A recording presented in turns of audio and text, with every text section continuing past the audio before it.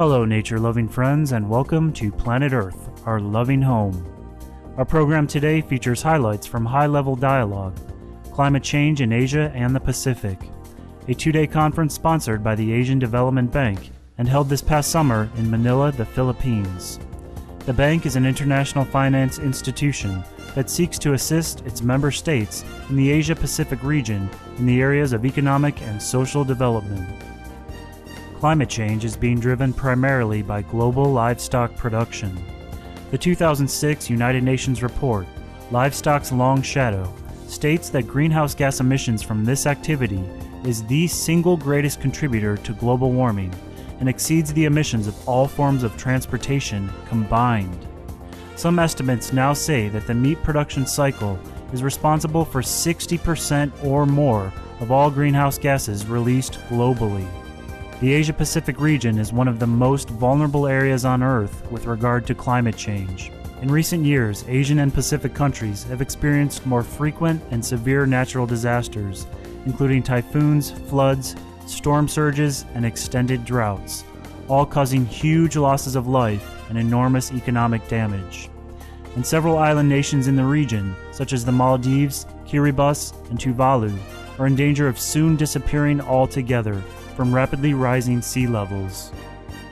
According to a recent study financed by the Asian Development Bank, the melting of the Himalayan glaciers, combined with other effects of global warming alone, will seriously threaten the water and food security of 1.6 billion people in South Asia. The Honorable Ban Ki-moon, the United Nations Secretary General, made a special address to the attendees via video conference, underscoring the importance of the upcoming United Nations Climate Change Conference in Copenhagen, Denmark, since the meeting's objective is to replace the landmark Kyoto Protocol with a more effective greenhouse gas reduction treaty. This is the year of climate change. In December, government negotiators will meet to seal a deal in Copenhagen. Your contribution is essential. We understand, as never before, the scale and pace of climate change.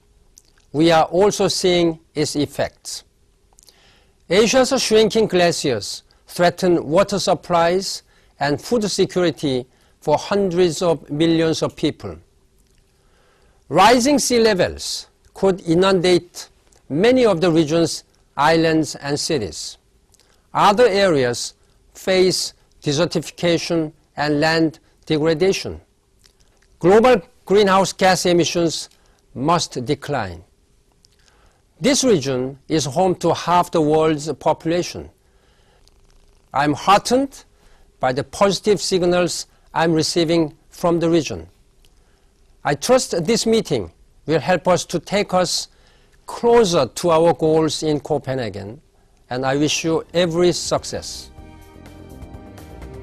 Prominent Asian leaders from various fields attended this summer's conference, including Her Excellency Gloria Macapagal-Arroyo, President of the Philippines, Dr. Rajendra Pachauri, Chair of the United Nations Intergovernmental Panel on Climate Change, His Excellency Go Kun, former Prime Minister of the Republic of Korea, Mr. Haruhiko Kuroda, President of the Asian Development Bank, and many other key policy makers and experts.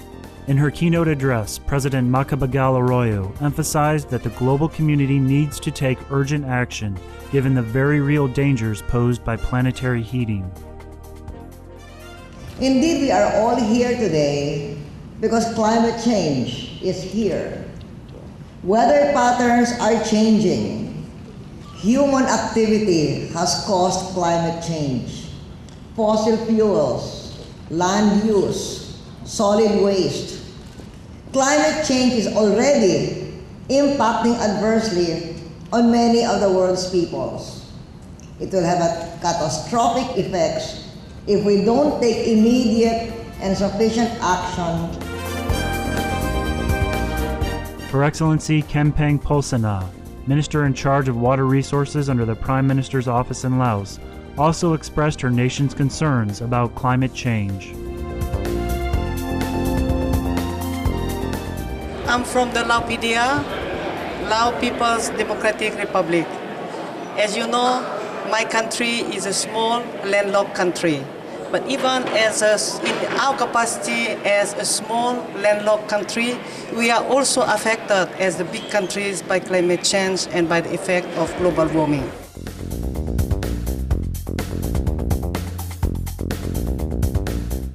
And Dr. Rajendra Pachari stressed the necessity of immediate action given the current planetary crisis. This is a region which is going to be highly vulnerable to the impacts of climate change, and therefore we have to prepare for them. There are changes in precipitation patterns that are taking place.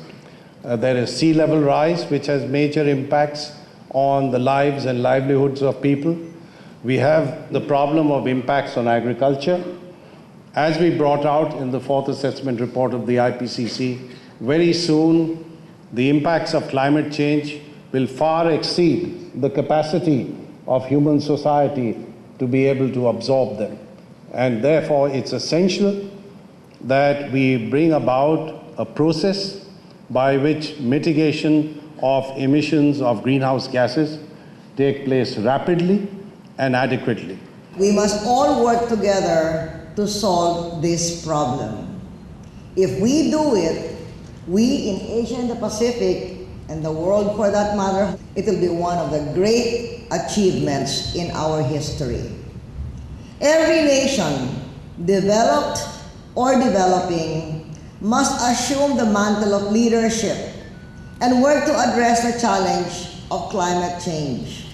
But not only every nation, every person as well. Each and every person bears some responsibility for what we have done today and throughout history to diminish our environment. Obviously, some are more responsible than others, and some are more responsible today than yesterday.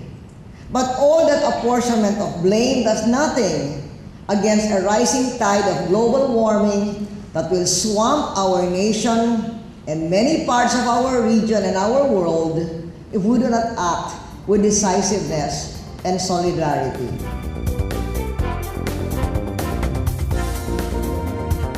When we return, we will present more highlights from high-level dialogue, climate change in Asia and the Pacific, held in Manila, the Philippines.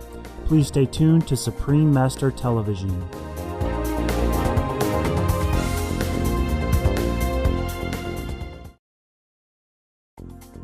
Welcome back to Planet Earth, Our Loving Home, featuring high-level dialogue, climate change in Asia and the Pacific, a 2-day conference sponsored by the Asian Development Bank and held this past summer in Manila, the Philippines. As President Kuroda has reminded us, we are responsible in this region for about 1/3 of the emissions of greenhouse gases. So to that extent, we really cannot be idle bystanders. And may I also submit, there are several actions that we take today that would have major benefits for the welfare of the people and bring about a pattern of sustainable development while at the same time reduce the emissions of greenhouse gases. So I think there are win-win situations. There are no regrets measures that we can all work on.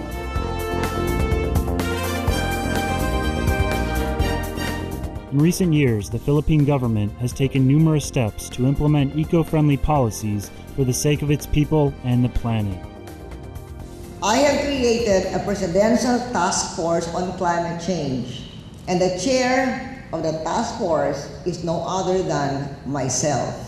We have a Green Philippines agenda, and it covers not only the work of the Department of Environment and Natural Resources, but the work of other departments as well, especially the Department of Energy.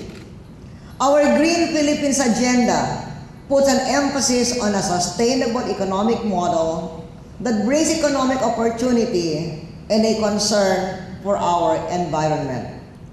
It is devoted to a sustainable economic model that allows for growth, job creation, and environmental stewardship. Too many nations, developed and developing, used to believe, and I hope they don't anymore, that the environment must be sacrificed at the altar of growth. We firmly believe otherwise. And because we are only doing our takeoff now, we have a unique opportunity to get it right from day one. To introduce new industries that are clean and profitable. This ranges from furniture made with environmental friendly practices and materials, to ecotourism, to developing industry that helps our energy independence, creates jobs, and keeps our nation clean for future generations. Our Green Philippines includes reducing reliance on fossil fuels with our wind and solar efforts and geothermal programs and other programs. It is good for our economy and good for the health and well-being of our people to have a strong economy and a clean environment.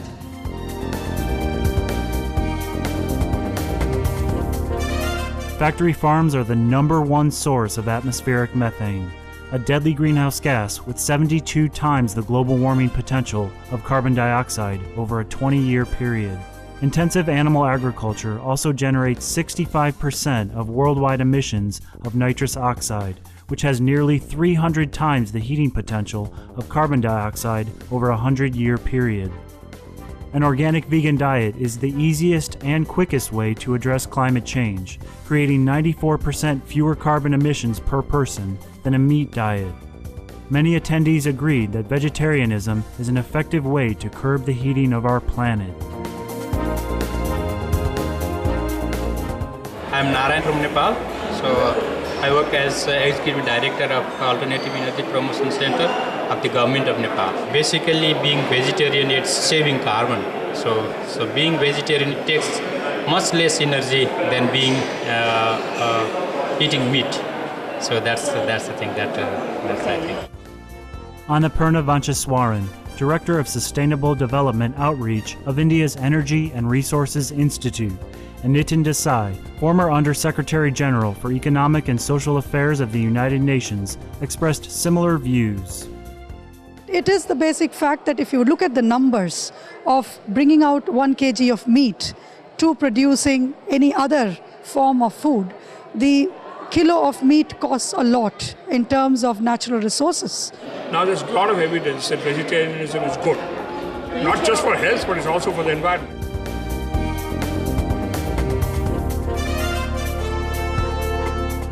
Here are some closing thoughts from President Macapagal Arroyo and the United Nations Secretary General Ban Ki-moon on meeting the challenge of climate change. As an international community, those of you here who belong to the world that Asian Development Bank assists, we must act together and we must act with the rest of the world. And most important, we must act effectively and act now. As we look forward to Copenhagen, I have a simple message for the countries of Asia and the Pacific. You must be part of the long-term solution. You must help us seal a deal that addresses mitigation, adaptation, financing, and governance.